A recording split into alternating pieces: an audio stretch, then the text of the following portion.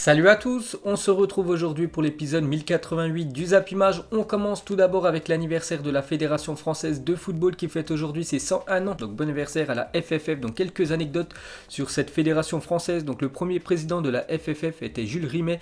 Il est celui qui est resté le plus longtemps à la tête de la fédération entre 1919 et 1942. Au total, 13 personnes ont été présidents de la Fédération Française de Football. Actuellement, c'est Noël Le Graët.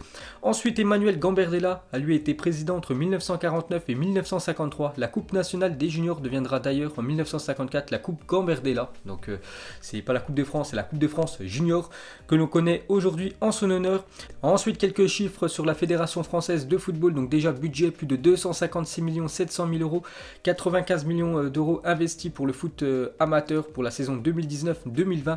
En tout, plus de 1 933 000 joueurs licenciés au 31 janvier 2020. Plus de 200 000 joueuses licenciées, ça en forte hausse, certainement grâce à la Coupe du Monde en 2019, la Coupe du Monde féminine. Plus de 15 000 clubs et 30 000 matchs organisés chaque week-end, plus d'1 million par saison. Ensuite, les principaux titres de la FFF grâce à ses sélections nationales. Donc bien évidemment, les deux Coupes du Monde 1998-2018, deux Coupes des Confédérations, 2 euros en 1984 et 2000. On peut voir aussi qu'il y a un sacré palmarès pour la Fédération Française de Football. Il y a eu quand même 8 euros moins de 19 ans remportés par la France. Et pour finir avec la Fédération Française de Football, on peut voir que le logo de la FFF a bien évolué depuis 1972. Donc regardez l'évolution de l'écusson de l'équipe de France. Donc bon anniversaire à la Fédération Française de Football. Ensuite les gars, on va parler de toute autre chose. On va parler de Ronaldinho qui est sorti de prison, annonce l'AFP. Donc son frère a payé sa caution d'un montant de 1 600 000 $. Donc voilà les gars, Ronaldinho après 32 jours en prison au Paraguay, il est enfin sorti de prison. Donc officiel, la justice paraguayenne a décidé de libérer Ronaldinho de prison. Le joueur devra toutefois rester sous surveillance dans un hôtel au Paraguay. Donc il n'a pas le droit de quitter le territoire du Paraguay. Il doit absolument rester dans cet hôtel au Paraguay. Donc une bonne nouvelle pour la légende brésilienne. Donc voilà les gars, Ronaldinho est enfin sorti de prison.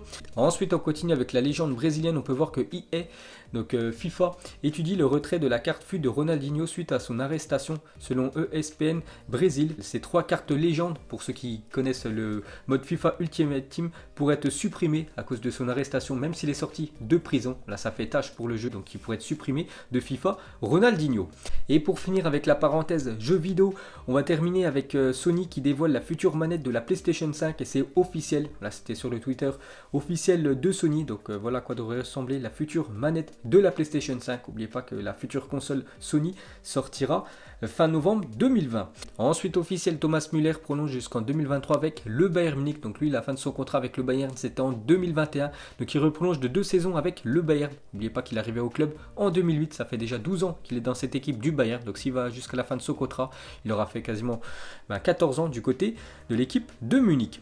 Ensuite au cours des 2 saisons d'Ancelotti au Real Madrid, Cristiano Ronaldo a joué un rôle direct dans 104 buts en championnat sur 65 apparitions en Liga. Exceptionnel ces stats. Donc il est impliqué sur 2 buts par match, CR7. Donc en tout, sous l'ère Ancelotti, c'est 65 matchs, 79 buts pour Cristiano Ronaldo en Liga et 25 passes D, des stats énormes sous l'ère Ancelotti.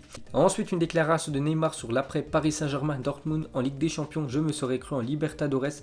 La foule nous a reçus avec une fête incroyable. La fête avec la foule juste après le match est inoubliable. C'était beau. Il a dit ça au journal Le Parisien, Neymar. Donc il a vraiment apprécié la fête des supporters à la fin du match. Ensuite pour continuer avec lui, donc un grand entraîneur, Vicente Del Bosque sur Neymar, donc l'entraîneur espagnol qui a quand même gagné avec la sélection espagnole la Coupe du Monde, les 2 euros 2008 et 2012. Donc il s'est exprimé sur Neymar. Pour moi ce n'est pas un bon exemple, il est génial en tant que joueur, il est assurément dans mon top 5 des meilleurs joueurs de la planète, mais sur le terrain il essaie de tricher, il fait beaucoup semblant, et aussi la manière dont il a quitté Barcelone. Donc c'est un joueur qu'il avoue qui est très fort, mais dans son comportement c'est très moyen.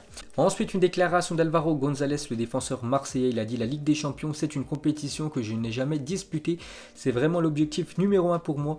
Si je vis le meilleur moment de ma carrière, je crois oui. Donc il a dit ça à une télévision espagnole, donc La Grada. Il a dit ça Alvaro González. Donc actuellement c'est le meilleur moment de sa carrière, il a hâte de jouer la future Ligue des Champions parce qu'il n'a jamais joué la LDC tout au long de sa carrière. Il a 30 ans, Alvaro González. Ensuite, le troisième maillot de l'Inter Milan la saison prochaine sera inspiré de l'iconique maillot du club lors de la saison 1997-1998. où évoluait Ronaldo R9, donc ce maillot avec des bandes noires et grises. Donc avant c'était quand même sponsorisé par Umbro, donc maintenant c'est avec Nike, mais il devrait s'inspirer de ce maillot 97-98, le futur troisième maillot de l'Inter pour la prochaine saison. Ensuite on continue avec cette équipe italienne et c'est l'info de la journée, donc le rêve fou de l'Inter Milan. On peut voir une photo de Léo Messi, donc selon Massimo Moratti, donc l'ancien président de l'équipe de l'Inter Milan il y a 2 saisons. Donc l'Inter va tenter le coup avec Messi. Je pense que Messi est un rêve pas du tout interdit pour l'Inter en ce moment. Il est en fin de contrat et je crois que le club fera certainement un effort pour l'amener à Milan. Les cartes ont été mélangées, je ne sais pas si c'est en bien ou en mal. Donc voilà ce qu'a dit l'ancien président de l'Inter Milan, que c'est pas un rêve interdit de penser à Lionel Messi, de pouvoir le recruter lors du prochain mercato estival. Ensuite pour continuer avec lui, donc Javier Tebas tacle l'Inter au sujet de Messi. Donc Javier Tebas est le président de la Ligue de football espagnole, donc il a dit: j'aimerais que Messi reste ici, mais s'il part ce ne serait pas un drame. On disait que sans Ronaldo la Liga aurait perdu de l'argent et au lieu de cela nous en avons gagné. Les joueurs aident mais ne sont pas essentiels à un championnat. Donc voilà ce qu'a dit Javier Tebas, que vraiment si Lionel Messi venait à quitter cette équipe du Barça pour signer à l'Inter ou à un autre club européen, donc ce serait pas un drame pour la Liga, parce que même quand Ronaldo est parti, la Liga a continué à gagner de l'argent. Donc voilà, petite info sur Messi, Tebas et l'Inter. Ensuite pour continuer avec l'attaquant argentin, on va parler de Rafinha, ancien défenseur de l'équipe du Bayern Munich maintenant, qui évolue du côté de Flamengo. En revoyant l'action de Messi sur Boateng, il a dit: il était mal, il était triste, quand c'est comme ça, personne ne lui en parle. On sait ce qui s'est passé et personne n'en parle. Ça fait de la peine de voir un copain vivre un moment aussi humiliant. C'est devenu viral, c'est devenu l'action de la Ligue des Champions. Bordel, quelle humiliation. Vous vous souvenez de cette action lors d'un Barça Bayern Munich où Lionel Messi a enfumé Boateng, donc il lui a mis un crochet. Le défenseur allemand est tombé en arrière. Donc pour Rafinha, c'est quand même l'action de la Ligue des Champions. C'était une sacrée humiliation.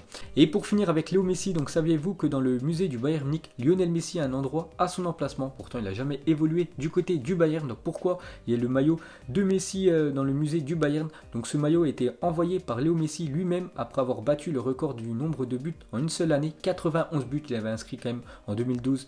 Léo Messi, l'ancien détenteur du record était Gerd Müller, un ancien joueur du Bayern. C'est pour ça que Léo Messi a envoyé son maillot à cette équipe du Bayern.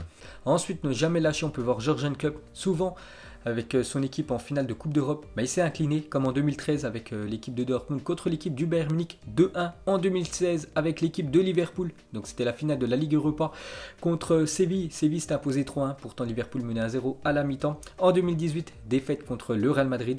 Et en 2019, bonne année pour Jürgen Klopp, parce que c'est enfin une victoire en finale de Coupe d'Europe 2-0 contre Tottenham. Ensuite, une déclaration de Helsinki, donc pour ceux qui ne connaissent pas, c'est un acteur de la Casa des Papel. Donc quel joueur du Barça je recruterais pour jouer dans la Casa des Papel? Donc il a dit Arturo Vidal. C'est vrai qu'il rentrerait nickel le Chilien avec son tempérament très fort. Il serait un acteur parfait pour cette série.